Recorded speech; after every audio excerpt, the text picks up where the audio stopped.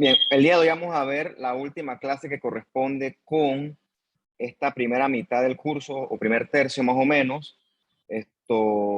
Y hasta aquí les dije que viene su primer parcial. Entonces es un tema bien interesante, pues porque vamos a hablar ya de la parte patológica que tiene que ver con el cáncer en términos generales, de la clase de las neoplasias. Entonces en esta clase, pues, yo les voy a comentar a ustedes bastantes conceptos que quizás algunos conocerán, algunos se irán pues modificando sobre la marcha. Y creo que es una clase bien interesante pues porque el cáncer, solamente esa palabra cáncer, infunde terror en la gente, infunde miedo. Y eso pues, eso no es correcto, porque la verdad es que permitir que el cáncer infunda terror en ti es negar los avances de la medicina, es negar los avances de la ciencia, porque hoy en día, pues no es lo mismo el cáncer de hoy al de hace 50 años, 40, 30, ni siquiera 20. Hay muchísimos avances con respecto a la ciencia que han permitido que los cánceres de forma colectiva, pues su manejo haya mejorado muchísimo y el pronóstico del paciente, pues también mejore. Entonces, con respecto a eso, habiendo dicho eso, hay gente que le va muy bien, gente que prácticamente se cura, pero sí es cierto que siguen habiendo cánceres que son pues anormalmente terribles. Eliminando el COVID que nos azotó los últimos 2 años, ya hoy en día, pues por suerte el COVID es un tema que no es que es del pasado, pero pues ha perdido bastante vigencia. La primera causa de muerte siempre va a ser la enfermedad cardiovascular. En su momento hablaremos mucho de la enfermedad cardiovascular, por qué nos mata, por qué la prevención se logra, pero pues no llega hasta donde tiene que llegar, y por qué pues sigue siendo peso por peso la primera causa de muerte. Pero lo que es cierto es que la segunda causa de muerte hoy en día colectivamente es el cáncer. Hace 100 años la enfermedad infecciosa estaba por arriba metida. La gente moría por bacterias, virus, parásitos, hongos, et al. Pero hoy en día no. ¿Por qué? Porque así como la ciencia avanza, como te dije, hay antibióticos, antivirales, antimicóticos, hay cuidados intensivos, hay terapia de soporte, un millón de cosas que hace que muy poca gente hoy en día tenga una sentencia de muerte secundaria a una infección, siendo la gran excepción esta el COVID hasta el año pasado, pero repito, gracias a la ciencia, a los avances y a la investigación, mucha gente pues lamentablemente fueron los mártires, pero un gran porcentaje pues se salvó de fallecer. Un fenómeno similar ocurre con el cáncer hoy en día. Mucha gente con cáncer que tú piensas que no tienen esperanza de vida, digo, no vivirás 100 años, pero tendrás una calidad de vida que cada año que tú le pongas a esa persona, ese año es un año, y no solamente un año vivo, ¿no? Sino un año con calidad de vida. Como tal cura para el cáncer, pues no existe. Decir que te curaste, pues, así como te curaste una neumonía, pues no funciona así. ¿Por qué? Porque hay un montón de alteraciones en el cáncer que lo hacen completamente heterogéneo. Entonces, más que cura, sí tiene un manejo, salvo ciertas excepciones como los linfomas de Hodgkin, que hoy en día a ciertos pacientes, por suerte a la gran mayoría, les va bien con el tratamiento. El paciente le da un linfoma de Hodgkin, se diagnostica a tiempo, sobre todo pacientes jóvenes, y el paciente le va muy bien. Entonces, eso es algo que hace 50 años no se podía, y hoy en día pues ese paciente tiene un muy buen pronóstico. Y aquí en Panamá, no creas que para que te cures tienes que irte para Estados Unidos o para... No, aquí, ¿ok? Aquí se maneja eso perfectamente bien, para que sepas. O sea, aquí existe esa mano de obra calificada para poder influir en ese manejo y en ese tratamiento. Entonces, ¿cómo se logra eso? Entendiendo la base molecular del cáncer, entendiendo los targets, eso, a los que le podemos pegar, y entonces podemos aplacar la enfermedad. Entonces, de forma colectiva, el cáncer va a tener un componente genético. O sea, va a haber alteraciones en el DNA y también va a haber alteraciones a nivel epigenético, que eso es lo que nosotros más o menos tratamos de explicar al principio de la clase. No todo es genes, sino que también hay un microambiente que gira alrededor de los genes que también se puede alterar y puede causar alteraciones. Siempre pongo el ejemplo ponte que sí, peso por peso, el DNA es lo más importante, peso por peso, como si fuera el motor de un carro, pero igual tú puedes tener tu carro con tu motor al día, súper bien funcionando, pero si te poncha una llanta, el carro no va a andar.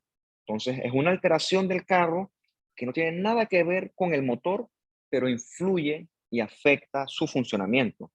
Algo similar ocurre con la epigenética. El DNA puede estar molecularmente íntegro, pero factores externos a él provocan alteraciones que se pueden traducir en el progreso y el desarrollo de algún tipo de neoplasia. ¿Qué ocurre? Al nivel del ciclo celular, estas células del cáncer ganan una ventaja selectiva y comienzan a dividirse, a dividirse, a dividirse, a dividirse, y entonces poco a poco ganan más y más terreno. ¿Okay? Vencen esa vigilancia inmunológica, vencen la capacidad de los CD8 y las natural killers de eliminarlas y poco a poco ganan más y más terreno. Entonces, conociendo estas anomalías genéticas y epigenéticas, se estudia ese componente molecular del cáncer.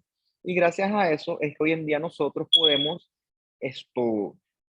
extrapolar, por así decirlo, algún tipo de terapia. Eso es como estudiar al enemigo. ¿Okay? Hoy en día tenemos al enemigo bien estudiado. Por ejemplo, ¿cómo sabemos hoy en día que fumar se asocia con distintos tipos de cánceres, principalmente el cáncer de pulmón? Bueno, eso no surgió de un día para otro, hubo asociación. Hubo mucha gente que murió producto de ese vicio, se asoció a muchas enfermedades, incluidas el cáncer, hasta que se hizo una conexión epidemiológica y se detectó ese tipo de anomalías. Entonces, ese conocimiento que parece tonto, parece pues rutinario, nos ha ayudado a nosotros a avanzar mucho con respecto a este tema. Bien, otro tema importante es la nomenclatura del cáncer, porque usted verá que el cáncer tiene unos nombres bien fancy, unos nombres así bien especiales, ¿no? Etimológicamente, neoplasia significa neo de nuevo, plasia de crecimiento. Dentro de estas neoplasias vamos a ver que hay neoplasias que son benignas y neoplasias que son malignas. Es un concepto importante que les debe quedar porque no todas las neoplasias ni todos los tumores significan algo maligno y por supuesto tampoco significan muerte. Lo que sí es cierto es que estas células neoplásicas tienen una ventaja para replicarse con más velocidad que las células normales. Ellas no necesitan señales del medio extracelular y crecen hasta cierto punto, dependiendo de su variable potencial biológico maligno. Durante ese crecimiento, ese tumor va a requerir oxígeno, va a requerir sangre, va a requerir glucosa y algunos requieren también aporte hormonal del individuo que lo padece. Neoplasia, eventualmente, las células forman una masa, ¿ok? Esa masa colectivamente es lo que nosotros lo llamamos clínicamente o le denominamos tumor. Otra cosa importante que ustedes saber es la estadística del cáncer. Peso por peso, en las mujeres, el más común es el de mama. Yo sé que este es de Estados Unidos 2020, pero eso también aplica para aquí en Panamá. El cáncer más común de las mujeres es el cáncer de mama y en los hombres también aplica, está como primer lugar el cáncer de próstata. ¿Cuál viene en segundo lugar? Eso es variable, pues tendrán que meterse a ustedes en la estadística del oncológico, pero es importante que usted conozca por lo menos los tipos más comunes. Usted ve que aquí en esta estadística de Estados Unidos no hay cáncer de cervicuterino marcando, porque al ser un país de primer mundo, los tamizajes son extensos, tienen una cobertura, por así decirlo, del 100%. Lamentablemente aquí en Panamá el tamizaje no es del 100%. Por tamizaje para el cáncer cervicuterino me refiero al PAP. El PAP se hace, pero hay sitios donde el PAP no llega, sitios alejados, sitios muy periféricos. Entonces, estas son las pacientes que debutan entonces con una enfermedad marcada, que lamentablemente allí no hay mucho que hacer. Entonces, la clave de todo esto es la prevención que permite el tamizaje. Bien, como le dije, ¿no? Hay tumores que son benignos y otros que son malignos. Con respecto al tumor benigno, el clásico ejemplo es el leiomioma del útero. Morfológicamente es un tumor igualito o muy parecido a su célula de origen. O sea que recordaría a una fibra muscular lisa. Ese tumor crece dentro del útero, no se extiende a otros lugares, por lo tanto, por mucho que él crezca, o sea, yo he visto la llamada que parece una sandía, pero se mantiene localizado dentro del útero. ¿Cuál es el problema? Ese tumor crece, hace efecto de masa, esto empuja estructuras vecinas, provoca sangrado, provoca mucha manifestación clínica y muchos síntomas en la paciente.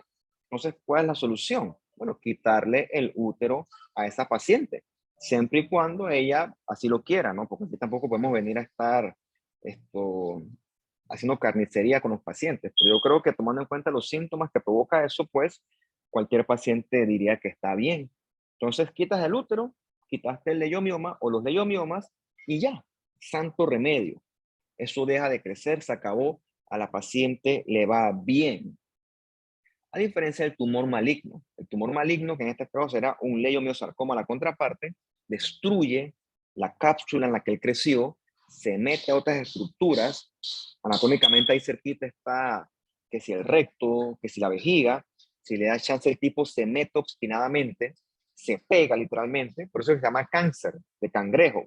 Es que los cangrejos en las piedras se ponen las patas y los tipos no se dejan quitar. Los tipos son obstinados.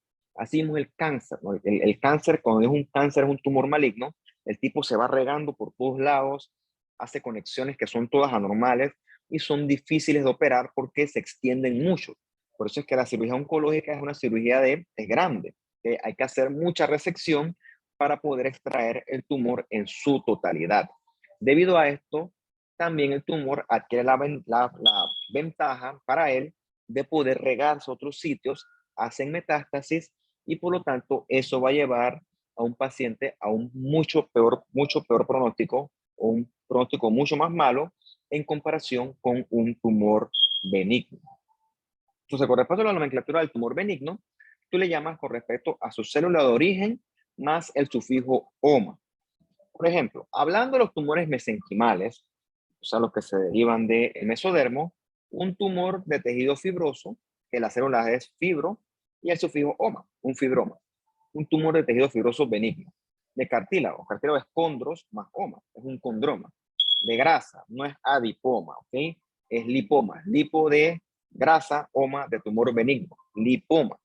Ya hemos visto el leiomioma, leio de liso, mío de músculo, oma de tumor mesenquimal benigno, ¿ok? Leiomioma, perfectamente benigno y así más o menos te vas, ¿no? Eso aplica para los tumores benignos mesenquimales. ¿Qué ocurre? Con el epitelio la cosa es un poco más variable. Tú dirás que será llamar epitelioma, pero lo que pasa es que el epitelioma a veces hay epiteliomas que son malignos. Entonces, la verdad es que ese término epitelioma es un término que preferimos pues evitar.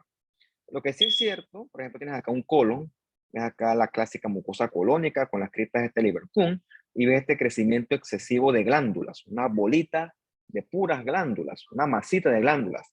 Eso es un pólipo, que es un pólipo conformado de glándulas que están creciendo mucho en un mismo sitio. Entonces, esto sería un tumor benigno glandular. A esto se le denomina adenoma, ¿ok? Adenoma es un tumor benigno glandular, mientras que los tumores escamosos benignos, las proliferaciones escamosas benignas, la gran mayoría se les denomina papilomas, ¿ok? Eso lo veremos creo que en otros ejemplos más adelante si no me equivoco. Bien, la contraparte es el tumor maligno. Mira, está aquí. Estas son glándulas malignas, ¿ok? Estas glándulas se están metiendo en el estroma, están invadiendo, están infiltrando. Y estas glándulas son todas distintas. La comparas aquí, ves el crecimiento ordenadito de las glándulas normales de la mucosa del colon, pero mira estas cómo están, todas bravas, todas haciendo lo que le da la gana. Ves que hay estratificación de los núcleos, ves que hay pérdida de la polaridad, unos núcleos arriba, otros núcleos abajo, otros en el medio, y no hay dos iguales. O sea que los núcleos son pleomórficos, tienen muchas formas. Todas esas son características de un tumor maligno. Como este es un tumor maligno glandular, a este se le va a denominar adenocarcinoma, ¿okay? Que es peso por peso el tumor maligno que tú esperas más encontrar en el tracto gastrointestinal, sobre todo a nivel colorectal. ¿Okay? El tumor maligno más común del colon es el tipo histológico de adenocarcinoma. También hay crecimientos tipo escamosos malignos, le puede llamar pues carcinoma escamoso o carcinoma de células escamosas. Con respecto a los mesenquimales, parecido al ejemplo anterior, pero le agregas el sufijo sarcoma. Por ejemplo, en vez de condroma, que era el benigno, ahora será condrosarcoma. Ahora será liposarcoma. Ahora el músculo liso maligno será leiomiosarcoma. Músculo esquelético maligno, rhabdomiosarcoma. Un tumor maligno del hueso será osteosarcoma. El sufijo sarcoma te orienta a que es un tumor maligno mesenquimal, mientras que el sufijo carcinoma quiere decir que es un tumor maligno epitelial. Colectivamente también hay los tumores que provienen de los órganos linfoides o de la sangre, que también le llamamos los tumores hematolinfoides. Por definición son malignos, algunos más malignos que otros, pero todos son malignos. Encontramos a las leucemias y a los linfomas. Como dato para que usted lo tenga, como son tumores que existen en la sangre, porque el componente maligno está diseminado en toda la sangre, el sistema linfático, son tumores que afectan de forma sistémica. Por lo tanto, el concepto de metástasis no aplica para ellos. O sea, un linfoma y una leucemia no pueden hacer metástasis porque por definición ya están diseminados en todo el cuerpo. Bien, ¿cómo diferencias uno del otro? ¿Okay? ¿Cómo estableces la distinción entre un tumor benigno y un tumor maligno? Bueno, para eso tú tienes que saber histología. Gracias a eso tú puedes distinguir algo normal de algo anormal. Por ejemplo, tienes acá arriba grasa perfectamente benigna, adipocitos benignos, mientras que acá abajo tienes adipocitos monstruosos. O sea, estos adipocitos monstruosos no se parecen o poco a poco se van pareciendo menos a un adipocito estándar. O sea que poco a poco esta célula se está haciendo menos diferenciada. ¿Okay? Está perdiendo su diferenciación. Y hay unas que definitivamente, como esta que está aquí, ya eso puede ser cualquier cosa. O sea, definitivamente esto no se parece a un adipocito como el que usted conoce. O sea, que ya eso está indiferenciado. Entonces, otra cosa, el tumor maligno se extiende de sus límites y se puede meter a otras estructuras. ¿Okay? Es un tumor que invade otras estructuras. Por eso es que las resecciones son grandes. Por ejemplo, este liposarcoma surge de la grasa, pero se puede meter a planos más profundos. Se mete a la fascia, se mete al músculo y si le da chance se puede meter al hueso. Por eso es que estos pacientes con estos tumores, la cura es una resección amplia que involucra la amputación del miembro afectado. Mientras que el lipoma, que es el benigno, se limita a su compartimiento de la grasa. Por lo tanto, la resección es más conservadora y al paciente le va, pues, definitivamente mucho mejor. Y definitivamente el maligno, el liposarcoma, sí puede hacer metástasis, se puede irregar a otros lados, mientras que la contraparte benigna se mantiene circunscrita al sitio donde él se originó. Bien, este que traje es un carcinoma escamoso. Tuve que un tumor con células con amplio citoplasma, son poligonales y las células tienen bordes relativamente bien definidos.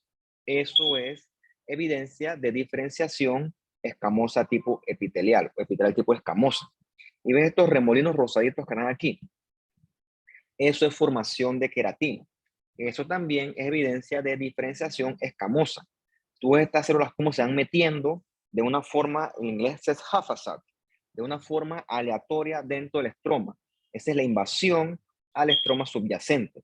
Entonces, cuando este tumor se mete al estroma subyacente, él puede encontrarse eventualmente con los vasos sanguíneos o linfáticos y entonces él puede irse y boom, montarse e irse a otro lugar.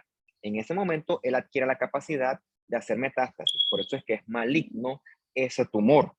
Mientras que si el tumor se limita a su epitelio superficie, por ejemplo la epidermis, recuerda que desde el punto de vista histológico, en la epidermis o en los epitelios en general, no hay vasos sanguíneos.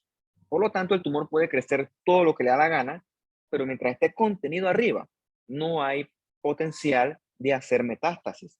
Por eso es que el tumor contenido a la epidermis o el tumor in situ es de mucho mejor pronóstico que un tumor, en este caso un carcinoma invasor. Por eso, por el potencial que él tiene a hacer metástasis. Con respecto al término diferenciación, él involucra qué tanto la célula neoplásica se parece a su célula original. Por ejemplo, estas aún se parecen a células escamosas, por lo tanto aquí la diferenciación es moderada, un tumor moderadamente diferenciado. Cuando yo veo un tumor y yo no puedo decir qué es, ese es un tumor que está pobremente diferenciado. Eso puede ser cualquier cosa. Para determinar qué es, yo tengo que utilizar otras herramientas, siendo una muy útil las técnicas de inmunistoquímica. Y definitivamente yo puedo tener cosas monstruosas que ahí la morfología, la HIE, no ayuda. Eso sería un tumor anaplásico, un tumor que no se parece en nada a una célula de origen. Otro concepto importante va a ser la displasia. ¿Okay? La displasia es un cambio que ocurre a nivel celular. O sea, la displasia tú solamente la vas a ver a nivel de un microscopio. Y es que las células individuales comienzan a sufrir cambios, cambios que definitivamente orientan a malignidad. El mejor ejemplo de displasia es lo que nosotros observamos cuando vemos un PAP que tiene evidencia de infección por el virus del papiloma humano. En este sentido, un tumor benigno se va a parecer mucho a su célula de origen, o sea que va a ser un tumor bien diferenciado. Y no es que no tenga mitosis, puede tener mitosis, pero no debe ser la mitosis algo muy común. Y eso sí, mitosis que sean normales, no mitosis atípicas. Mientras que el tumor maligno es esto que está acá, un tumor con un comportamiento agresivo, que es un tumor que está menos diferenciado y un tumor que pues esto con características evidentes de malignidad. Otra cosa importante del tumor invasor, así como a una infección altera la biología de los tejidos, causa una respuesta inflamatoria, el tumor también altera la biología de los tejidos. Cuando el tumor invade, el estroma reacciona, va a haber inflamación y proliferación de tejido fibroso en el estroma del tumor. Ese fenómeno se llama desmoplasia y esa desmoplasia es la que gran parte de las veces ayuda a que el tumor tenga ese crecimiento como una masa como tal. Eso es lo que ocurre, por ejemplo, en los cánceres de mama. El cáncer de mama, la gran mayoría, es un tumor que se deriva del epitelio ductal. Ese ducto comienza a proliferar sin control y el estroma se pone desmoplásico. Entonces, esa desmoplasia es la que suele hacer esa apariencia de masa. Entonces, cuando hay un tumor que hace una masa, pues ya el asunto no está un poquito avanzado, la verdad. Bien, esto es lo que te interesa la citología, es lo que vas a ver tú el día de mañana si te interesa. Esto que está acá, asumo que eso se lo enseñó Jonathan, son células escamosas estándares, algunas intermedias, otras superficiales. Son las poligonales, grandes, con núcleos redonditos, hipercromáticos y bien chiquititos. Definitivamente tú no puedes ver un virus a nivel de un microscopio de luz. Un virus es muy chiquitito, pero los virus, al ser patógenos intracelulares, se meten a las células que les gustan, o las que tienen tropismo, y en esas células generan cambios que sí son visibles a través de un microscopio. Se llaman cambios citopáticos. Entonces, cuando un virus del papiloma humano infecta una célula escamosa, se producen estos cambios. Ves el núcleo lo grande que está, y está bien negro, es un núcleo hipercromático. Lo otro que ayuda mucho es que la membrana es irregular, la membrana la membrana nuclear.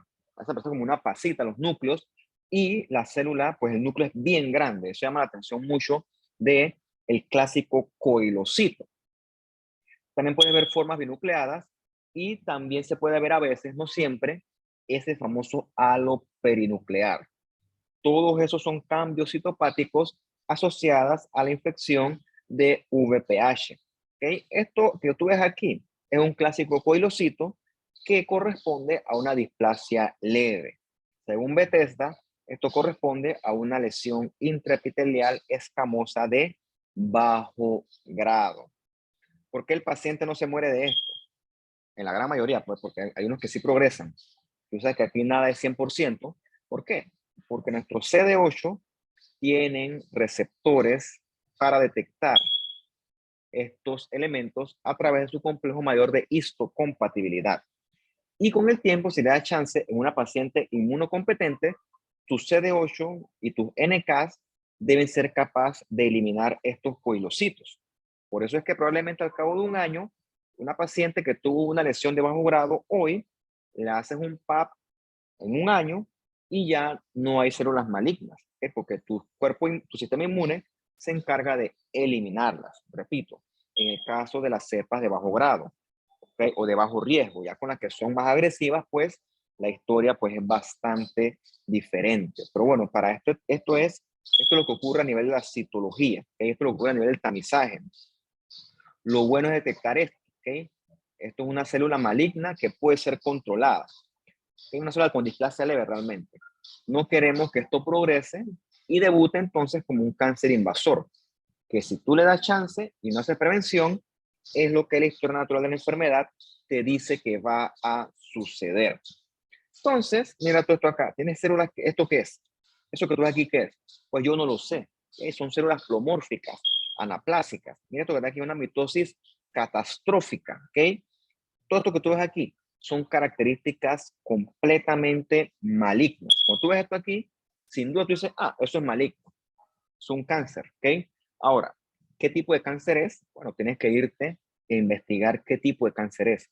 Algo que será útil para determinarlo son los métodos de inmunistoquímica que yo les presentaba a ustedes, si no me equivoco, en la primera clase. Entonces, yo asumo que usted conoce las clásicas mitosis, ¿no? La que es la profase, que es la bolita, la metafase, que está en el centro de las células alineadas, la anafase, que están separando, y la telofase, que ya están todas separadas. Conociendo las mitosis esas normales, que sí se pueden ver en un microscopio, tú entonces puedes determinar todo este conjunto de mitosis anormales. Mitosis croissant, mitosis gato enojado, mitosis de flor, mitosis nota musical, mitosis arbolito. Todas son, esta mitosis Mercedes-Benz, todas son mitosis atípicas. Por ejemplo, esta Mercedes-Benz, esta tiene 3 juegos de cromosomas. O sea, es una mitosis catastrófica, es una mitosis anormal. Y cuando tú ves esto es evidencia de malignidad. Esto quiere decir que el ciclo celular fracasó y que una célula anormal está a punto de ser formada. Esto es evidencia objetiva de malignidad. Entonces, este que está acá arriba, perdón, esto es un útero para comenzar. Esto es un útero en un corte coronal. Esto que está aquí es el cervix, que fue el exocervix. Este es el canal endocervical. ¿Okay? Aquí donde hay esta transformación de exocervix a endocervix, allí es donde se debe tomar la muestra del PAP. ¿Por qué? Porque ahí es donde se deben evidenciar con más facilidad estos cambios citopáticos asociados a VPH. Y esto que está acá arriba es el fondo del útero con el miometrio. Se ven estas bolas o estos nódulos que crecen. Estos son los mal llamados fibromas que usted ya sabe que se llaman leiomiomas. Ves que son tumores bien circunscritos, son tumores que tienen características morfológicas homogéneas, serán de tamaños variables, pero todos son bien parecidos y se limitan al útero, ¿ok? Al miometrio en este caso. Entonces, por mucho que crezcan como este, tú operas el útero, lo quitas, lo sacas y ya, santo remedio. ¿Okay? Esa es la característica de un tumor benigno. La cirugía suele ser curativa porque destruyes de raya la causa del problema. Dentro de esos leiomiomas están como el subseroso, que es que protruye por la serosa. Están estos intramurales que son los más comunes. Y hay otros que crecen en la cavidad endometrial, que son los submucosos, que esos son los que suelen provocar bastante sangrado. ¿Ves la contraparte acá abajo? Esto es un útero también, este es el cervix aquí, y ves el tumor cómo crece. El tumor crece como le da la gana. Es más, crece tanto que el tipo ha eliminado la arquitectura normal. Ahí ni siquiera se ve dónde está la cavidad endometrial, dónde hay miometrio. O sea, todo ha sido homogéneamente reemplazado por tumor. Lo mismo, es un tumor vegetal amarillo aquí. Probablemente eso sea necrosis. Eso es evidencia de tumor maligno. Es como él crece todo disparejo, todo no homogéneo.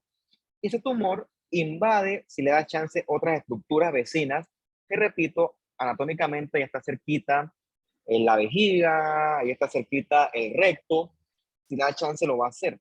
Por eso es que para sacarlo todo hay que hacer cirugías con resecciones más amplias, ¿ok? Esto es característico de un tumor maligno. Y definitivamente este que está acá abajo sí tiene capacidad de hacer metástasis. A manera de curiosidad, sí se ha descrito un leiomioma metastásico, repito, lo digo muy rápido, un leiomioma metastásico, también lo dije rápido de vuelta, un leiomioma metastásico, ahora sí, sí se ha descrito, curioso, ¿no? Pero igual no es maligno, ¿no? Esa es una excepción a la regla, repito, aquí nada de 100%, pero este que está acá, este leiomiosarcoma, uff, el tipo es malo, la gente se muere de eso. ¿Por qué? Porque el tipo va por todo el cuerpo, hace lo que le da la gana. Esto, por suerte son raros. Yo he visto, me tocó uno, tumor, parecía una sandía o un jamón de Navidad. Tú lo abres y tú no distingues nada. O sea, el tumor agarra y borra toda la arquitectura anatómica de su órgano de origen. Por supuesto, con todo esto el microscopio, las células del leiomioma son igualitas a las células del miometrio subyacente, mientras que las células del leiomiosarcoma son evidentemente malignas, atípicas, monstruosas, mitosis, necrosis, así como lo ves así de feo de grande, así mismo de feo es cuando lo ves en un microscopio, horrible y malignísimo. Este que está acá sí me tocó, me acuerdo, un paciente que le quitaron el brazo izquierdo por un condrosarcoma del húmero, el tumor creció, puff, reventó el húmero, y ahí no hay nada que hacer que operar al paciente, tienes que quitarle el brazo, ¿ok? No hay de otra. Además, si le di ese brazo no sirve, ¿ok? Entonces, bueno, o te quitan el brazo o el tumor se va a regar y te vas a morir. Muerte o menos un brazo. Yo creo que la decisión pues es lógica. Pero como son tumores malignos, tú los operas y al cabo del tiempo pueden volver a crecer. Y eso es lo que evidentemente ocurrió aquí. Al paciente le comenzó a crecer como otra jorobita ahí en esa área del muñón y la escápula y tuvieron que volver a operarlo. Y eso fue lo que me tocó a mí. Este es el tumor que le quitaron, que es que ahí difícil decirlo, porque aquí toda la arquitectura anatómica ha sido reemplazada por este tumor. Ves que es un tumor brillantito que hace como una matriz gelatinosa, quitando la sangre, pues. Bueno, esa matriz gelatinosa es la clásica matriz condroide, llena de protoglucanos, llena de agua, así como una gelatinita, más o menos. Clásica matriz condroide que aquí se ve mejor. Obviamente esto cuando está en fresco. Entonces después nosotros lo fijamos en formalina, lo dejamos ahí varios tiempos que le entre buco formalina y se ve más bonito como acá. Aquí se ve mucho más bonito. Para que se orienten, esto es la pielcita. Este hueso que está acá es el hueso de la escápula. Es aquí la cortical delgadita y lo rojo es el hueso trabecular con la médula ósea. Y todas estas bolas brillantes, gelatinosas, esa es la matriz condroide del tumor. Es el tumor como agarró el hueso donde se surgió y reventó la cortical. Eso es clásico de un tumor maligno. El tipo agarra y se extiende más allá de sus límites de origen. Esto que está aquí chocolate es músculo. El tumor agarra y se extiende hasta el músculo. Es un tumor que va creciendo, colonizando, metiéndose, empujando. El tipo hace lo que le da la gana. ¿Okay? Esto es característico de un tumor maligno mesenquimal tipo condrosarcoma. ¿Okay? Pues no sé qué será el paciente ahorita, pero bueno, esto hay que operarlo. ¿Okay? Esto es quirúrgico. Aquí no hay máxima que valga. Eso hay que quitarlo. Bien. El otro concepto que es propio de un tumor maligno es la metástasis, que es que un tumor agarra y se va más allá de su sitio original. Como regla general, salvo curiosas excepciones, curiosas, un tumor benigno no debe hacer metástasis. Los tumores malignos sí les gusta la metástasis, porque una vez que invaden al estroma, se encuentran a los vasos sanguíneos o linfáticos Se montan ahí y viajan a donde les dé la gana. Los carcinomas prefieren la diseminación por vía linfática. Por eso es que a veces a las pacientes con cáncer de mama que le hacen la mastectomía es que le operan toda la mama, le sacan los ganglios centinelas, que son ganglios axilares que son los primeros sitios donde puede haber metástasis. Es como la primera estación donde el tumor se puede sembrar. Entonces, si el ganglio centinela es negativo por células malignas, pues la paciente tiene un mejor pronóstico, porque si yo veo tumor en ese ganglio centinela, eso es evidencia de que el tumor ya se ha regado y entonces el tratamiento debe ser un poco más agresivo. En contraste, al sarcoma le gusta más la diseminación por los vasos de los circulatorios de la sangre. Entonces, esto que tú ves aquí es un ganglio, ¿no? Un ganglio linfático con su cápsula, y tú ves aquí que está lleno de moco, ¿okay? De mucina y de glándulas. Eso es un anocarcinoma metastásico. En un ganglio linfático, si tú conoces bien tu histología, en un ganglio linfático no tiene por qué haber glándulas ni epitelio, no tiene por qué haber células foráneas. Cada vez que tú encuentras una célula maligna en un lugar que no es, eso es una metástasis. Entonces, ¿de dónde vienen estas glándulas? Bueno, eso lo puedes demostrar gracias a la inmunistoquímica, pero bueno, la verdad es que eso excede el alcance del curso con respecto a ustedes. Pero no tienes por qué encontrar ni glándulas ni moco en un ganglio. Ya eso es evidencia suficiente para decir que eso es metastásico. Bien. Un poquito el estudio del cáncer y su epidemiología nos ayuda a nosotros a partir de muchas cosas que antes no se sabían. Ya te dije al principio de la clase que tú sabes que el tabaquismo se asocia con lo que tú quieras, pero también se asocia con cáncer de pulmón. Se ha visto que el paciente que tiene dieta pobre en fibra se asocia eso a cáncer de colon. La teoría es que la fibra favorece que la materia fecal pues se movilice con más facilidad. Entonces, la gente que come poca fibra, la materia fecal se atasca, entre comillas, en el colon, y esos son los pacientes que tienen mucho estreñimiento. Entonces, ¿cuál es el problema? Que esa materia fecal roza mucho la pared del colon, del epitelio, la mucosa, entonces eso genera un proceso inflamatorio crónico, que esa inflamación va con regeneración, inflamación, regeneración, y durante ese proceso, las células de la mucosa, del epitelio, se pueden comenzar a poner bravas, se pueden comenzar a enojar, se forman esos pólipos que si le da chance, eventualmente se pueden transformar hacia algo maligno. También sabemos hoy en día muy bien que el cáncer cervicuterino de cervix, que es el carcinoma escamoso este, que repito, también, o reitero, no solamente el carcinoma escamoso de cervix se asocia al virus papiloma humano, también el adenocarcinoma endocervical también se asocia a VPH. ¿Cómo sabemos eso? Bueno, con el estudio del cáncer.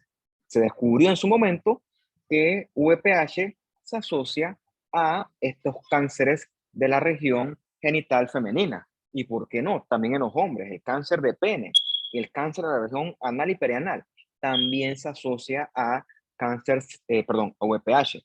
Y también el de la vía oral, el carcinoma escamoso, también se asocia a VPH. Entonces, conociendo eso, el enemigo es VPH. Entonces, ¿cómo lo eliminamos? Bueno, es difícil porque es un virus obstinado, pero lo que se puede es hacer prácticas saludables, pareja estable, protección y tamizaje oportuno. Por eso es que tú ves, sobre las mujeres jóvenes aquí, pues que todas son jóvenes para fines prácticos, tú ves que a pesar de que tú tengas una pareja estable, a pesar de que tú tengas prácticas saludables, tú igual debes hacerte anualmente tu prueba de PAP, tu Papa Nicolau, perdón, independientemente de. En eso se va a hacer tamizaje. Eso aumenta la cobertura. Bien, sabemos que el cáncer también se asocia a factores externos. Por ejemplo, la obesidad se asocia a muchas cosas, incluyendo muchos cánceres por el tema este que la obesidad ejerce un proceso inflamatorio crónico leve de base. El alcoholismo se asocia también a varios cánceres, ¿no? A cáncer de hígado, se asocia a cirrosis, se asocia a muchas cosas negativas. También el exceso de estrógenos también se asocia en las mujeres a cáncer de mama y también a cáncer de endometrio. Importante también, el cáncer de mama también se ve en hombres, para que usted lo sepa. Obviamente es más raro, pero también yo he visto, ¿okay? También se asocia. Y también hemos visto que hay agentes infecciosos como VPH que se asocia a ciertos tipos de cánceres. Obviamente, ¿qué otros factores de riesgo hay? La edad. Con la edad, de hecho, todas las enfermedades son prácticamente de gente vieja. ¿Por qué? Porque con la edad las células van acumulando mutaciones y poco a poco el sistema inmune va perdiendo esa cobertura. Eso permite que las cosas anormales proliferen. Por ejemplo, esto que tú ves aquí es un cáncer de piel. Es el famoso carcinoma vasocelular. Él se asocia mucho a la exposición a luz solar sin protección. Entonces, no es que porque a mí me está pegando el sol ahorita, me va a dar esto. Estos son años de exponerse a luz solar sin protección. Entonces, es más lógico pensar que eso va a ocurrir en personas de mucha edad, de muchos años de exponerse a estos rayos ultravioletas sin ningún tipo de protección. También es propio de las personas blancas. Dentro de los blancos, los albinos, que por azares de la vida en Panamá tenemos la población más alta de albinos con estos indígenas Guna. Esa gente te hace cualquier cantidad de cánceres de piel. Eso está demostrado. La gente y recurren, vuelven y aparecen. Carcinomas vasocelulares y también escamosos. Uf, a cada rato les salen. Por eso es que, irónicamente, no irónicamente, biológicamente, las personas de raza negra tienen una protección contra este tipo de enfermedades. ¿Por qué? Porque la melanina, pues, les da esa protección contra los rayos ultravioleta. Eso es verdad. Es una ventaja de los negros por encima de los blancos. O sea, no lo digo yo, lo dice la ciencia. Con respecto al cáncer, ¿cómo se desarrolla? Debes comprender el trasfondo de él. Dame un segundo para buscar algo de tomar y así.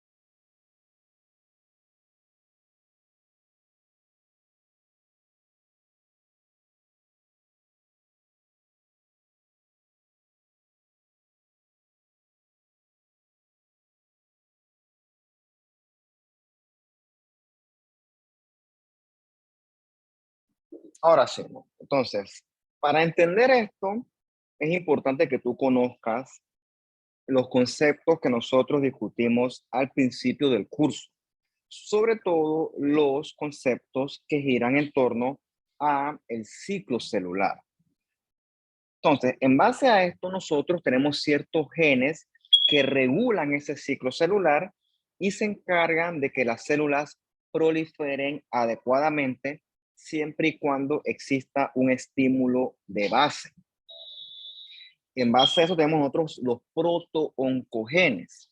El protooncogen es un gen que se encarga de producir factores de crecimiento que hacen que las células proliferen en una situación bien controlada. Puede haber mecanismos que induzcan cambios en el protooncogen y hacen que este se transforme entonces en un oncogen. Entonces, ese oncogen va a permitir que la célula crezca sin control porque él va a comenzar a bombardear factores de crecimiento como le da la gana. O sea, que es un gen malo, por eso se pone en rojo, un oncogen es malo. También tenemos los genes supresores de tumor, que su propio nombre lo dice. Es un gen que anda vigilando, codifica proteínas que se encargan de agarrar esas células anormales y pues eliminarlas o sacarlas de circulación. También tenemos genes que regulan la apoptosis. Hemos discutido que la apoptosis es un proceso perfectamente normal y necesario para el desarrollo de los tejidos.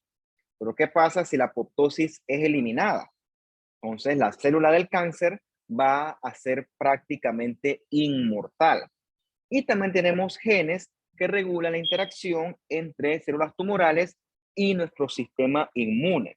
¿Qué pasa? El sistema inmune solito es capaz de eliminar estas células malignas hasta cierto punto, pero hay veces que la célula tumoral se disfraza, ¿okay? Y evade al sistema inmune. Y entonces eso le permite esa ventaja para proliferar y ganar terreno.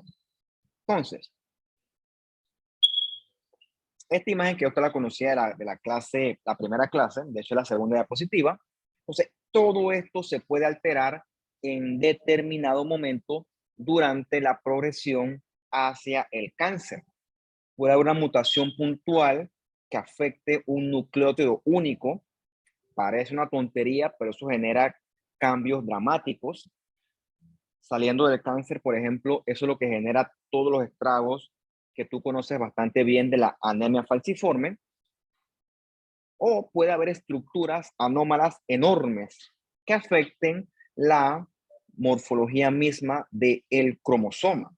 No es lo mismo un nucleótido que un cromosoma, para nada, nada que ver. El cromosoma es muchísimo más grande.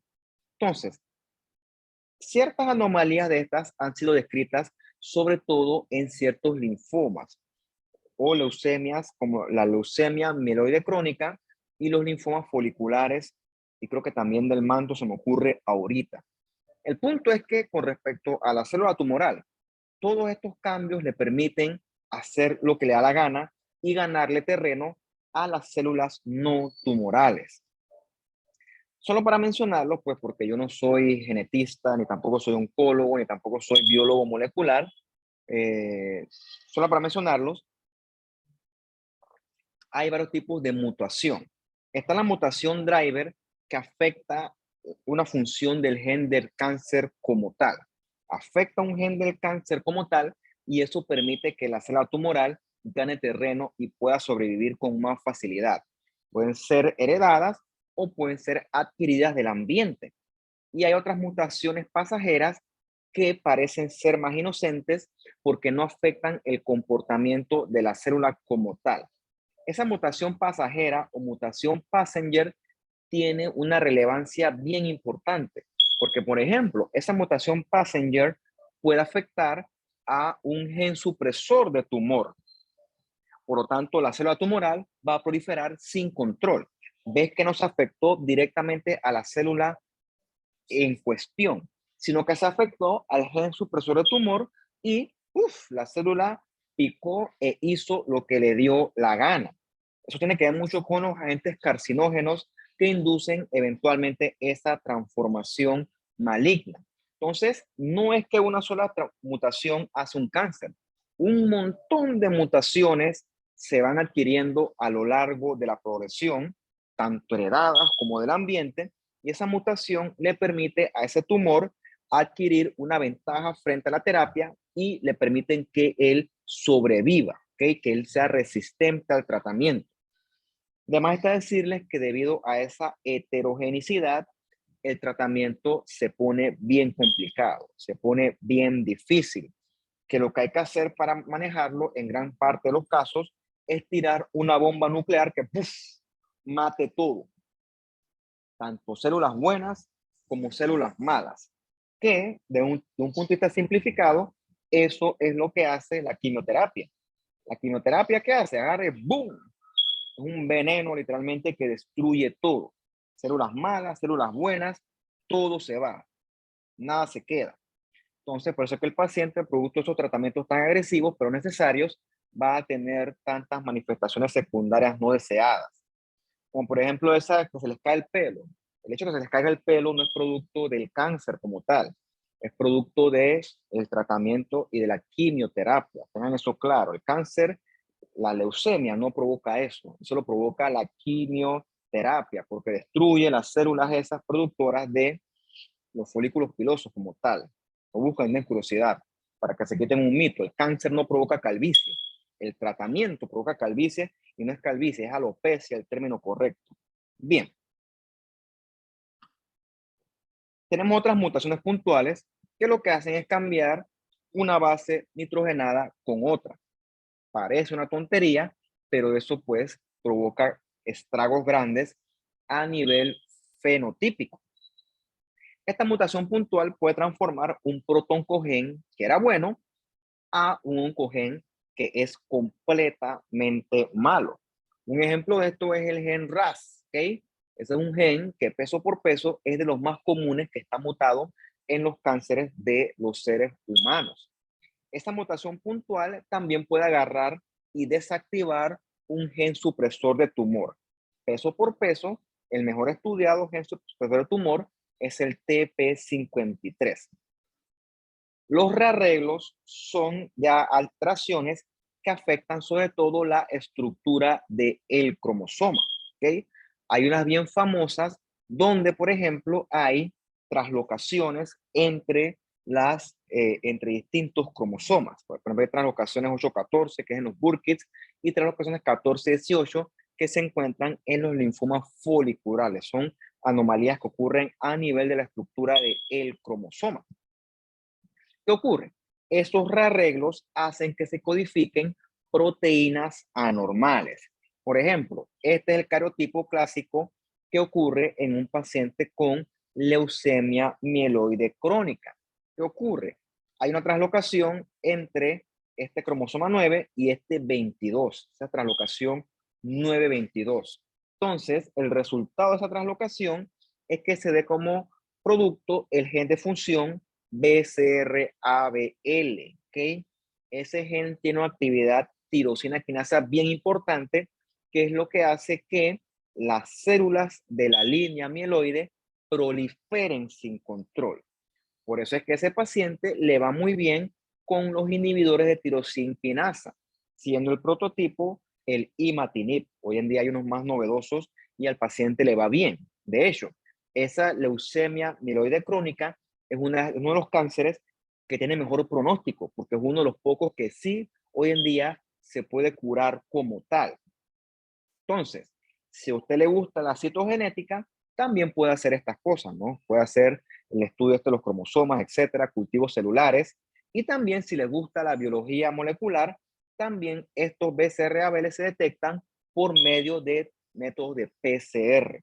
Entonces, para el diagnóstico de este tipo de neoplasias hematolinfoides, hace falta un equipo grande, donde está obviamente el hematólogo, que es el médico tratante, está el hematopatólogo, que es el que hace el diagnóstico morfológico, y también están ustedes, que son la parte del laboratorio clínico, que se encarga de esta parte de citogenética, la parte de biología molecular, y también se encargan, si les interesa, la parte de la citometría de flujo, tienen bastante alcance, más allá de el laboratorio clínico. Pero claro, tienen que explorar esas áreas si es que les interesa.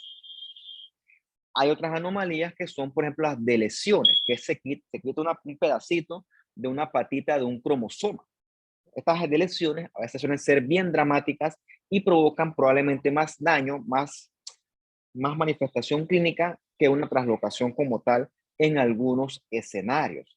Hay de lesiones que se asocian a tumores muy malignos, como este que está acá arriba, que es un retinoblastoma, que es un ojo, por cierto, un corte sagital. Aquí adelante está la córnea, lo negro es el coroides, este es el nervio óptico, y esta bolita blanca, ese es el tumor. Al paciente le quitaron el ojo, además está decírtelo. Eso es un tratamiento quirúrgico. Eso se asocia mucho a de lesiones que dan lugar a este gen RB, que es de retinoblastoma. Y también a esta de lesión de IGTP, que se asocia a la pérdida del TP53. Ok, bueno, por ahí vendrá. Creo que en otra parte de la clase. ¿Qué es el TP53? Es peso por peso el gen supresor de tumor más importante, ¿ok? Es como el policía de tu cuerpo. Él anda vigilando el ciclo celular. Él detecta células que tienen algún tipo de anomalía para que ésta no pueda seguir progresando durante el ciclo celular. Este fenómeno es detectado en el momento que la célula va a pasar de una fase a otra. Eso ocurre en el punto de restricción o en el checkpoint que nosotros discutimos en algún momento de este curso. Pero ¿qué pasa si en un retén no hay policía y tú vas en fuego? Tú vas a parar, ¿no? Tú te vas de largo y 100 metros más adelante te desbarataste la vida o mataste a alguien. Bueno, tú no, el borracho. Entonces, eso es lo que ocurre, ¿ok? No es una ganancia que eso haya ocurrido, no es una ventaja. ¿Qué ocurre? Cuando hay este tipo de anomalías, tipo de lesiones, se pierde el TP53. Por lo tanto, se pierde el control a nivel del ciclo celular y las células anómalas progresan, ¿ok? Progresan y se asocia mucho eso a la transformación neoplásica. Hay otros genes que se amplifican también, se sobreexpresan y eso también se asocia a la progresión maligna. Un ejemplo de estos es, aquí tenemos este carcinoma ductal in situ de mama. Ellos suelen sobreexpresar este HER2, ¿ok? Los que expresan HER2 son tumores peso por peso más agresivos, pero se les puede dar terapia dirigida, si no me equivoco, con el trastuzumab. Vamos a verlo ya, no me quiero equivocar. HER2 trastuzumab, no es algo incorrecto. Sí, trastuzumab, sí. Paciente que tiene un HER2 positivo, además te dice que eso se detecta por métodos de inmunohistoquímica, también se puede hacer por FISH, que es la hibridación in situ. Entonces, ese paciente se le puede dar terapia dirigida y le va relativamente bien, ¿ok? Se le puede dar un tratamiento dirigido porque tienen esta amplificación asociada a la sobreexpresión de HER2. También a nivel cromosómico existe esa aneuploidía. Usted sabe que nuestros cromosomas existen en un número de 23, en un múltiplo de 23, dependiendo si la célula es haploide o diploide. Una célula aneuploide es una célula que tiene un número que no es un múltiplo de 23, ¿okay? Ya sea 90, 99, 100, eso ocurre, por cierto, y ocurre en los carcinomas. Por ejemplo, tienes aquí esta división aneuploide. Ves aquí que el ciclo celular, la mitosis fue anormal y se arrastraron los cromosomas de una forma asimétrica. Aquí hay muchos, aquí hay muy pocos. Eso es dos células que van a ser aneuploides. Y eso ocurre porque hay problemas o errores a nivel de los checkpoints. La célula puede tener muy pocas copias o muchas copias de los cromosomas. Esas aneuploidías que se ven a nivel de los cariotipos, unos cariotipos monstruosos, complejos, se ven en los carcinomas y también bastante en ciertos sarcomas. También discutimos que puede haber modificaciones o alteraciones a nivel epigenético que, repito, no ocurren en un en una mutación puntual como tal. Recuerda que esas modificaciones sean a nivel de las histonas o del silenciamiento del DNA, que suele ser debido a esta metilación. ¿Qué ocurre? ¿Cómo funciona esto más o menos? Que ya lo leo tantas veces que ya más o menos pues tengo mejor forma de explicar. Esa metilación silencia parte de tu genoma. Eso es bueno. Pero ¿qué ocurre si la metilación lo que hace es silenciar a un gen supresor de tumor? Entonces el asunto es malo. Eso es como si tú agarraras un guardia y el guardia, antes de ir a su turno, el tipo se toma, ¿qué te digo yo? Se toma un vaso de agua que le echaron un tranquilizante. Entonces el tipo está en el retén y el tipo está durmiendo. Está durmiendo, y entonces el tipo dice, me voy a recostar un rato, y el tipo se va a la patrulla y se queda dormido.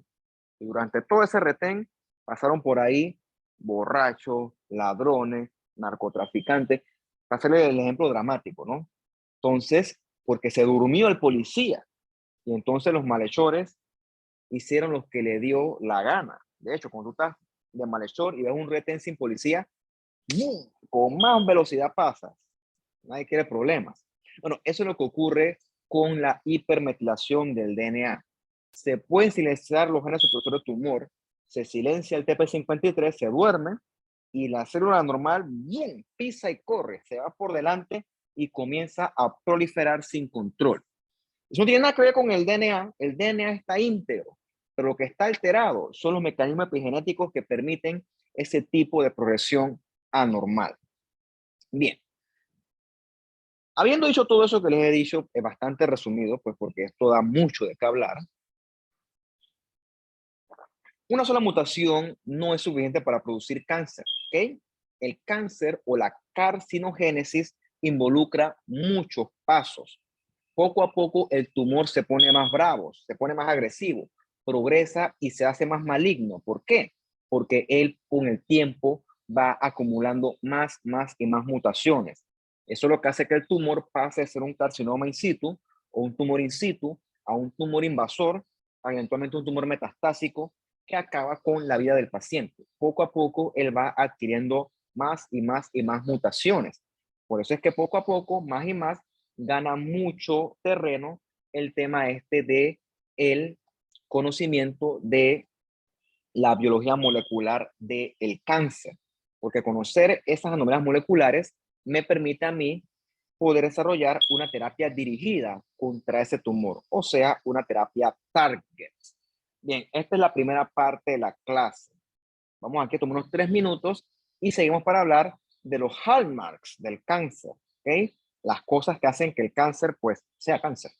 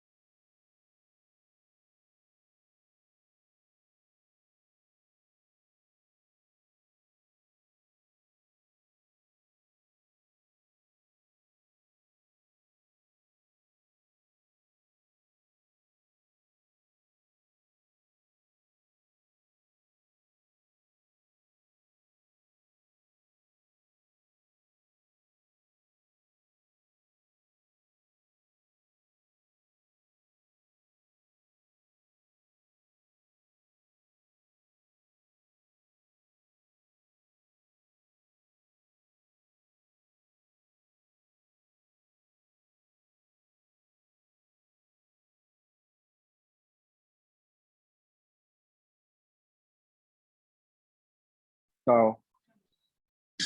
Entonces vamos a hablar de los hallmarks del cáncer. Y ahora sí, estrictamente hablando, cuando hablamos cáncer, ahora sí es la parte maligna, ¿ok? Ya damos lo benigno de un lado y ahora sí nos referimos a algo que es completamente maligno.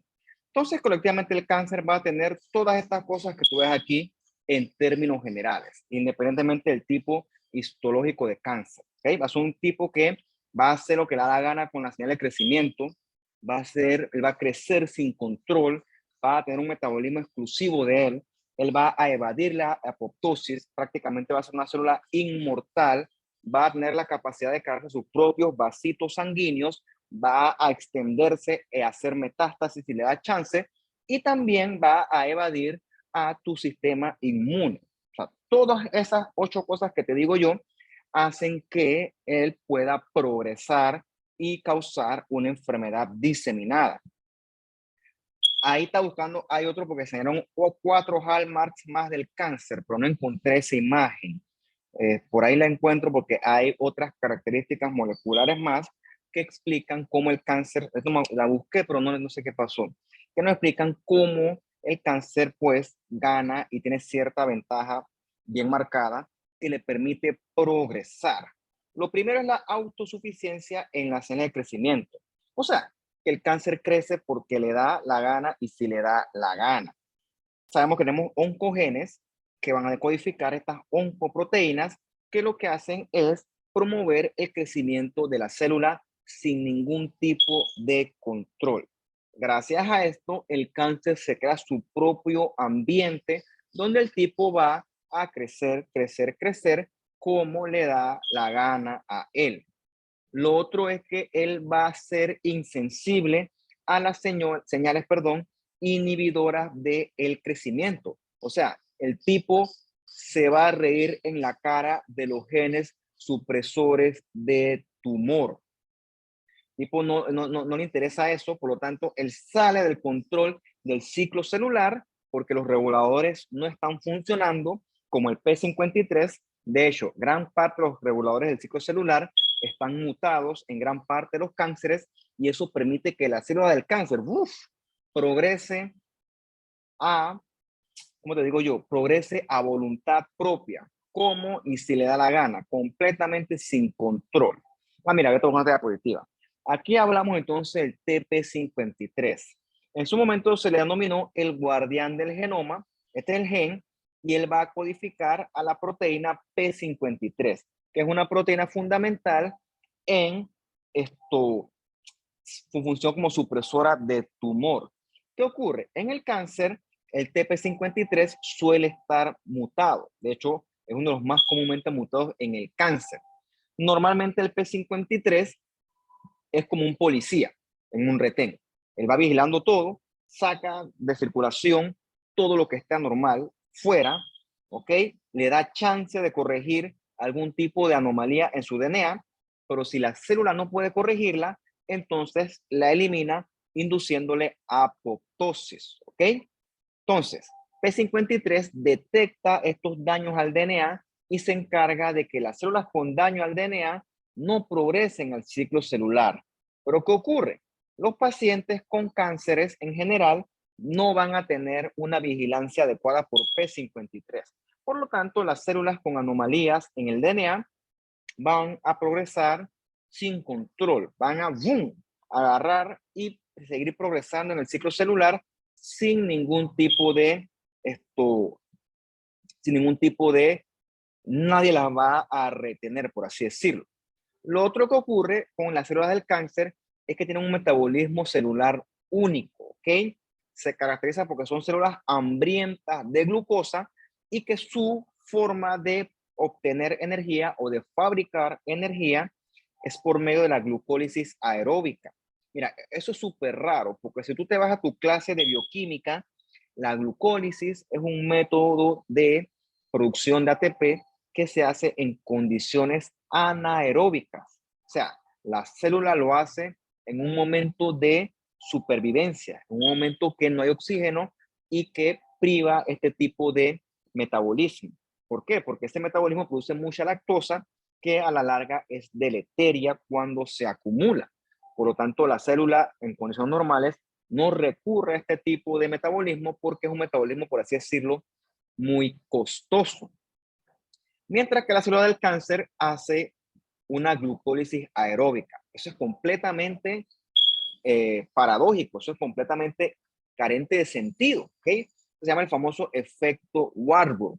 Pero bueno, hemos visto que la célula del cáncer hace esto. ¿Por qué? Porque esa glucólisis aeróbica, a pesar de ser ineficiente para producir ATP, sí le provee a la célula los metabolitos que son necesarios para sintetizar los componentes celulares de las futuras células en división. La fosforilación oxidativa provee mucho ATP, pero no provee metabolitos intermediarios. Por eso es que la célula del cáncer sigue este famoso efecto Warburg. También la célula del cáncer tiene mutaciones en los genes que regulan la apoptosis. Eso hace que estas células sean resistentes a la apoptosis y que prácticamente pues sean inmortales. O sea, esas células tienen una ventaja por encima de las otras células. Por ejemplo, pueden sobreexpresar este BCL2, que es una molécula antiapoptótica, y de esa forma pues evitan esta muerte celular por apoptosis. Otra cosa que hace la célula del cáncer es dividirse prácticamente de forma ilimitada. Nuestras células que más se dividen, por ejemplo, las células epiteliales, tienen una capacidad limitada de división, hasta unas 70 veces. Cuando llegamos a ese límite, ya la célula no se puede dividir más porque los telómeros de los cromosomas se van desgastando cada vez y ya pues no es una célula capaz de seguir dividiéndose. Pero a la célula del cáncer no le importa eso. Ya se divide de forma ilimitada con telómeros desgastados y eso lo que da como resultado son estas células todas anormales, todas monstruosas, todas atípicas, pues todas, es un monstruoso la palabra que uso para resumirlo. También las células del cáncer pueden generar su propio sistema de vasos sanguíneos por medio de la angiogénesis. Tú puedes tener la célula tumoral más maligna que se te ocurra, pero sin aporte sanguíneo, ella no va a formar un tumor ni va a progresar. Por lo tanto, la célula del cáncer es inteligente y es mala. Se genera su propio aporte sanguíneo que le permite entonces crecer, crecer, crecer. Se genera sus propios vasos sanguíneos, obviamente vasos sanguíneos como ella, ¿no? Anormales, con fugas, con conexiones anómalas, que entonces le proveen ese aporte sanguíneo para que la célula pueda seguir creciendo, proliferando y progresando. No contento con eso, también esto le permite hacer metástasis a sitios distantes, ¿okay? Que es lo que ocurre acá. Eventualmente, el tumor in situ destruye la membrana basal gracias a enzimas proteolíticas y pasa entonces al estroma subyacente. En ese estroma subyacente, él encuentra a los vasos sanguíneos o linfáticos y ahí agarra y ¡boom! Se disemina y va a parar al sitio que le dé la gana, ¿ok? Y ahí en esos sitios, él va a comenzar a crecer también y a formar focos de tumor secundario. Entonces, eso ya es una enfermedad que es avanzada. Y lo otro que hace la célula del cáncer es evadir el sistema inmune. Por ejemplo, los CD8 citotóxicos tienen receptores para detectar estas células anómalas, siempre y cuando sean debidamente presentadas por medio del complejo mayor de histocompatibilidad. Es como, por ejemplo, tú reconoces a un maleante desde lejos y tú te alejas, ¿ok? No es que lo vas a enfrentar por la vestimenta, por la forma de hablar, por los comportamientos de estos sospechosos y tú te alejas. Pero ¿qué pasa si el maleante está bien vestido, como una persona normal? O sea, el tipo se disfrazó y evadió tu vigilancia y entonces ahí te robó. Más o menos eso es lo que pueden hacer ciertas células del cáncer. Se pueden disfrazar y gracias a ese disfraz evaden al CD8 citotóxico y ¡boom! Lo chifean y pueden entonces seguir creciendo sin control. Por eso es que las inmunoterapias que se basan en potenciar ese mecanismo inmune para eliminar estas células del cáncer, eso tiene mucha boga, eso está en mucha discusión hoy en día porque es una de las terapias efectivas de tratamiento. Evitar que la célula del cáncer evada el sistema inmune. Eso ayudaría bastante. La inflamación crónica también es un componente importante del cáncer, que a veces esta inflamación es sistémica, es bien desgastante y es bien dramática. Estos pacientes quedan flaquitos, caquéxicos, que casi son puro piel y huesos, ¿ok? Entonces, ese cáncer induce y se beneficia de esta inflamación crónica, porque esa inflamación destruye las barreras, permite que el cáncer se extienda, permite más angiogénesis y también le permite evadir esa respuesta inmune. En términos generales, el cáncer tiene mecanismos para evadir o manipular a las células inflamatorias. Bien, corroborando la idea anterior, sabemos que hay agentes que son carcinogénicos, como el humo del cigarrillo, o también hay agentes tóxicos que pueden entonces inducir la respuesta de mutación en algún tipo de células. Esto es conocido y bien reconocido. Cualquier tóxico el día de mañana es perjudicial para tu cuerpo. Por ejemplo, la radiación, donde hubo los bombardeos producto de la Segunda Guerra Mundial. En esos sitios hay una tasa mayor, más alta de cánceres, sobre todo cánceres hematológicos. También donde ocurrió el tema este de Chernobyl, ahí hay mucha tasa de leucemias y linfomas, tanto que la estadística real es desconocida, perdón. En los lugares donde hay muchos terremotos y tsunamis, esos terremotos y tsunamis que son desastres naturales, destruyen esas plantas nucleares y eso libera radiación sin control. Entonces, eso también se asocia a carcinogénesis por radiación. Por suerte en Panamá no hay este tipo de cosas, ni tsunamis, ni terremotos, ni plantas nucleares. También hay cánceres que se asocian a la radioterapia. ¿Okay? El paciente va por un cáncer original, pues tengo un carcinoma escamoso de la cavidad oral, lo irradian, se cura de él, pero esa radiación es buena, pero también induce cambios en otras células. Entonces, ese paciente puede ser un carcinoma de tiroides papilar, esto secundario, producto de la radioterapia. Esto está bien descrito. Sabemos que entonces esa radiación ejerce efectos anómalos en los cromosomas. En el caso de la piel, se asocia a melanomas, carcinomas escamosos y también vasos celulares. ¿Por qué? Porque esos rayos ultravioletas provocan daño directo al DNA gracias a la formación de estos dímeros de pirimidina. Ese es un cambio que no es reparable y que lamentablemente con los años va a provocar transformación maligna si no se controla a tiempo. También conocemos que hay agentes infecciosos que se asocian a ciertos cánceres. Ya hemos discutido nosotros a el virus del papiloma humano como agente etiológico de los carcinomas de cervix, carcinomas orales y también de la región anogenital. Pero también el Helicobacter pylori, que tú conoces, que se asocia mucho a la gastritis. El Helicobacter pylori, si le das chance, él provoca mucha inflamación en esa mucosa gástrica. Hay periodos de mucha inflamación, reparación.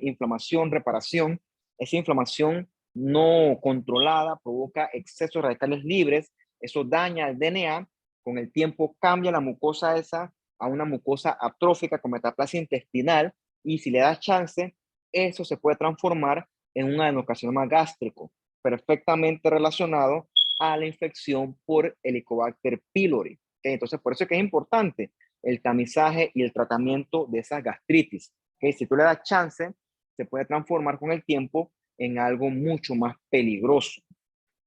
Entonces, ya para terminar, vamos a ver un poquito los aspectos clínicos de estas neoplasias.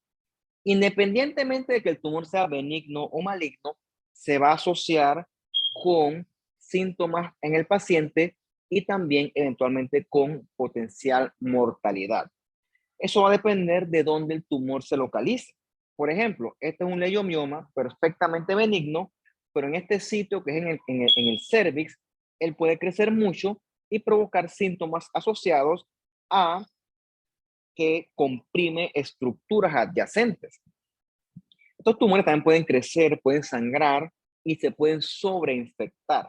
Entonces, todas estas manifestaciones asociadas al crecimiento tumoral, tanto benigno como maligno, nos va a causar grados variables de comorbilidad. Puede tener un útero súper grande, aquí el cervix, obviamente este útero tan grandotote, va a comprimir estructuras adyacentes de un modo similar acumularía un útero del embarazo. Claro, ¿no? Repito, la cirugía es curativa. Por ejemplo, tú puedes tener un tumor benigno a nivel de la hipófisis, un adenoma de hipófisis, que lo que puede hacer es comprimir la glándula hipófisis normal y se asocia eso a anomalías al nivel de la producción de hormonas. O puedes tener estos tumores biliares que son bien malos, que lo que hacen ellos es obstruir la vía biliar, perdón, y pueden ser rápidamente fatales. No es lo mismo un tumor de la vía biliar que un tumor del útero. Por un tema anatómico, estos son mucho más difíciles de manejar y los síntomas son mucho más marcados para el paciente. Entonces, estos tumores, sobre todo los malignos, pueden ejercer un efecto proinflamatorio en el paciente con una producción anormal, una bomba de citoquinas, que hace que el paciente entre en un estado desbalanceado, desregulado, con demasiada inflamación de base.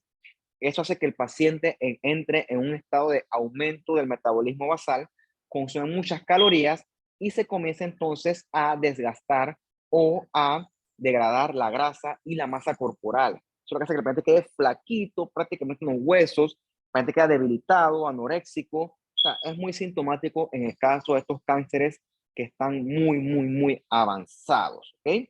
Entonces, por suerte, no tenemos por qué llegar a esas etapas. ¿Ok? El cáncer hoy en día se puede diagnosticar porque existen muchas herramientas que nos ayudan. Obviamente, el asunto comienza con una biopsia. Se evalúa la morfología del tumor con H&E, se pueden mandar visiones de inmunohistoquímica, puede haber citología y todo eso se puede complementar con pruebas moleculares. Eso lo que hace es proveernos un background biológico del tumor que nos oriente a una posible cura o tratamiento lo más pronto posible. La idea de esto es captar el tumor en estadios iniciales, o sea, no esperar a que el tumor esté todo diseminado para entonces comenzar a atacarlo. También existen estos marcadores tumorales, pero recuerden que estos no son 100% sensibles ni 100% específicos. El PSA sí se puede aumentar en los adenocarcinomas de próstata, pero recuerda que un PSA elevado no es igual a cáncer de próstata. El PSA se puede elevar en otras condiciones inflamatorias de la próstata. Por ejemplo, un paciente que use sonda urinaria, esa sonda es un cuerpo extraño, provoca inflamación en esa próstata. Ese paciente puede tener un aumento de PSA. Eso no quiere decir que él tenga cáncer, quiere decir que tiene que tener una prostatitis. Entonces, esos marcadores en sangre orientan, pero recuerda, no van a ser diagnósticos de un cáncer jamás, ¿ok? El cáncer requiere evaluación de los tejidos, ¿ok? Requiere un estadiaje que no de ninguna manera se hace gracias a estas técnicas de marcadores en sangre. Esto que está acá es la citometría de flujo, o sea, es muy útil para detectar las malignidades hematolinfoides, sobre todo las leucemias. Te ayudan a detectar esos CD de superficie y te dan a captar el fenotipo del tumor en cuestión. Es muy útil y esto se hace sobre todo en la parte de hematología. Entonces, al paciente se le extrae un tejido, ese tejido que pueden ser células también, se pueden utilizar para muchas pruebas como histoquímica, pruebas moleculares, un montón de cosas que al final del día pueden favorecer que a ese paciente se le dé un tratamiento oportuno y que él tenga un pronóstico de vida bastante prometedor. Esa es la última ya. A ver, ¿tienen preguntas, dudas, comentarios, curiosidades? Profe, por lo menos si hay una historial familiar de que hayan tenido cáncer, o sea, es probable o tiene más porcentaje la que, aquella persona que, o sea, a desarrollarlo por el historial Lamenta- familiar. Lamentablemente sí. ¿Ok? Hay, recuerda que el cáncer también una predisposición genética, por lo tanto, si tú tienes familiares con cáncer de primera línea son tus padres, entonces tú estás en mayor riesgo de desarrollar el día de mañana un cáncer, que no es que te va a dar cáncer, pero sí es un factor de riesgo que sí está comprobado, eso sí es cierto. Por lo tanto, la vigilancia en estos pacientes sí tiene que ser un poquito más estricta que en el paciente que no tiene historia familiar de cáncer.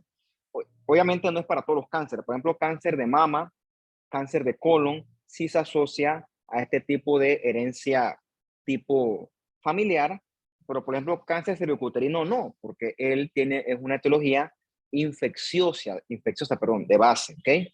Hay que otros cánceres que sí se asocian a un nexo familiar, pero otros que pues no necesariamente. Pero lo cierto es que sí, si tus padres o abuelos tuvieron cáncer, tu vigilancia sí debe ser un poco más estricta. La tuya no, pues la del paciente o el individuo en cuestión. Eso sí es cierto. ¿Qué más?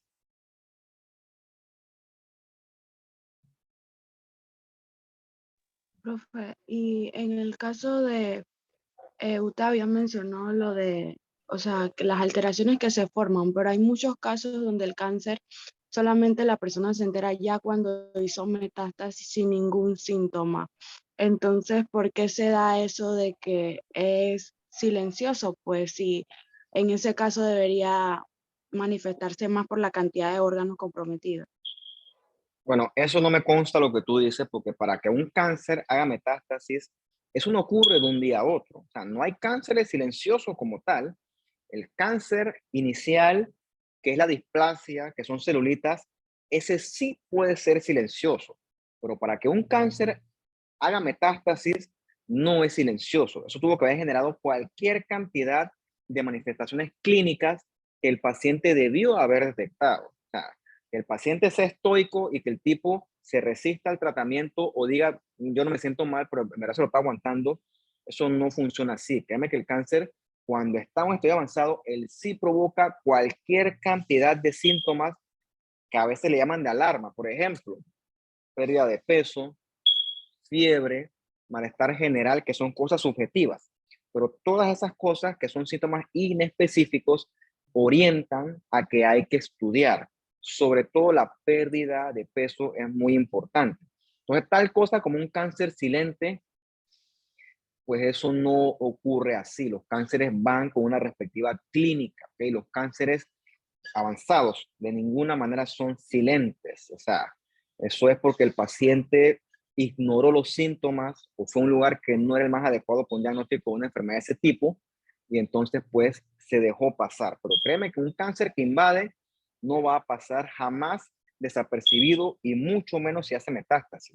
Eso no pasa desapercibido, eso no funciona así. Sí provoca síntomas, sí provoca signos, sí provoca manifestaciones. Asumo que lo tenés por alguna anécdota, si la quieres compartir bien, pero tal cosa como un cáncer silente, pues no suele, o sea, no funciona así.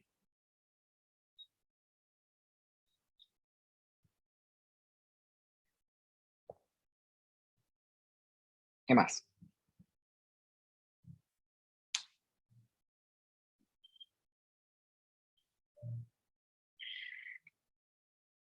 Bueno, jóvenes, ¿alguien va a hablar?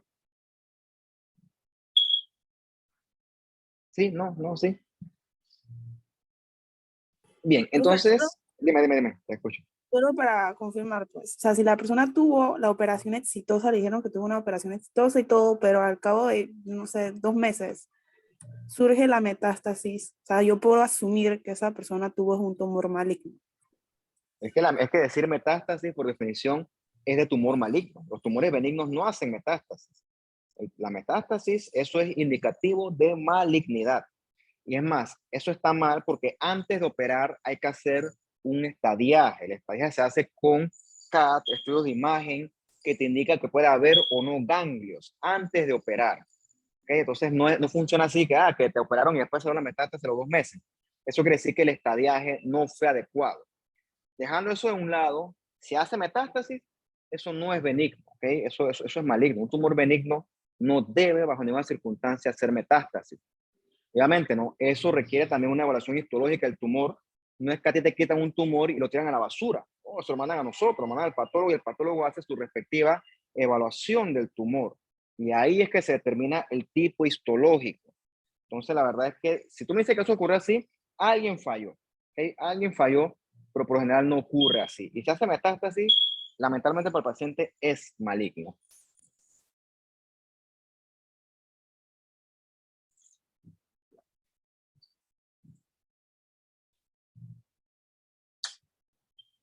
Vamos a ver quién está conectado.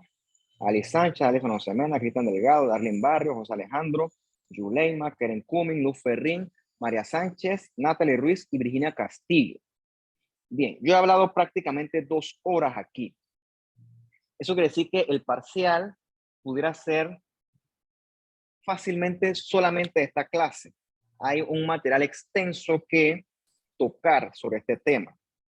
Mira, yo soy flexible con ustedes, con la asistencia, etcétera, pero yo no entiendo por qué si es flexible, usted ni siquiera puede asistir a la clase.